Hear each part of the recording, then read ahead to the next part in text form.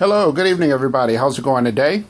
Hopefully you're doing well. I apologize. It's been a couple of days since you've heard from me regarding the videos on starting your own business.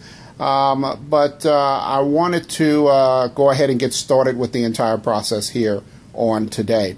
Now, keep this in mind. I'm not an attorney. I'm not a tax guy. I'm not an accountant. I'm simply giving you information based on my own experience. It's worked well for me. As I mentioned in previous videos, I've had my own home business since now 2003, actually since 1998. That was a nonprofit that I started then, but I basically had my own home business and home business enterprise since then. So it's been quite a while. Some have been successful, some have not.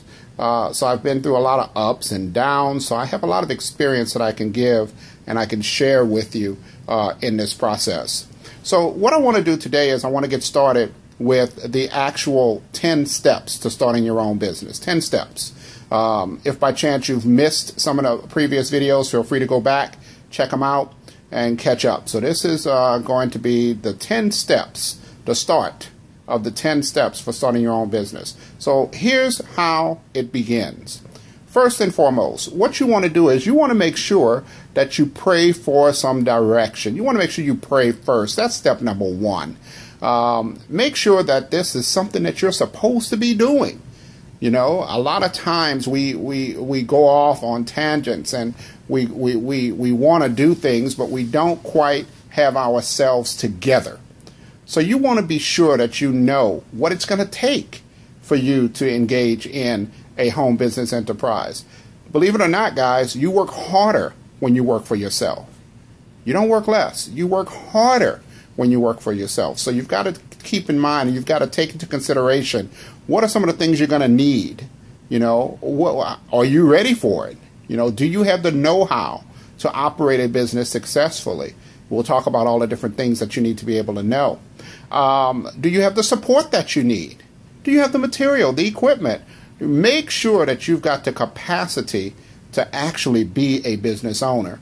Now, fortunately for you, you do. Because running a business is not that difficult of a deal. But you want to be sure that it's what you're supposed to be doing. I'm a minister. I know some of you know that. And so for me, I always go in prayer asking God for direction before I make a major move in my life. So step number one, pray for direction. Step number two, figure out what is your passion. You know, a lot of people know how to do a lot of different things, and then they know how to do a couple of things really, really well, and then they know how to do that one thing that they really, really enjoy. Figure out what is your passion, what is your talent, what is your ability, what is it that you've got that might be appealing to others. What do you enjoy doing? Because what you enjoy then becomes your life's work. No one can teach passion. So what is it for you? Do you like to sing? Do you like to write? Do you like to cook? Do you like to teach? Do you like to clean up? What is your passion? What is it that you find a lot of energy when you do it? That's going to be the thing you want to focus in on as your possible potential business opportunity. Now, you know, I say passion is so important. Think of it like this. A lot of people are familiar with multi-level marketing companies. And believe it or not, some of the largest companies in the world are multi-level marketing. They use that type of marketing setup. Guys, the reason why multi-level marketing does not work for everyone is because everybody can't get passionate about the same thing. Yeah, you get emotional when that person comes up and introduces you to a concept and tells you, yes, it's a great product. You can make this much money if you only do this. So your emotions get involved, but there's no passion. After the emotions die down, you're left with implementing a strategy to sell a product that you don't really have really much interest in. So passion is something that you cannot be taught. You either have it or you don't. And that's why a lot of people fail in multi-level marketing. So find out for yourself, what is your passion? So step number one, pray for direction. Step number two, figure out what your passion is. And then step number three, Figure out specifically what is it about what you know how to do that others might be willing to pay you for. You know, specifically, what is it about your passion? What is it about your talent that you can make available for others? You know, where in the life of other people would your passion fit?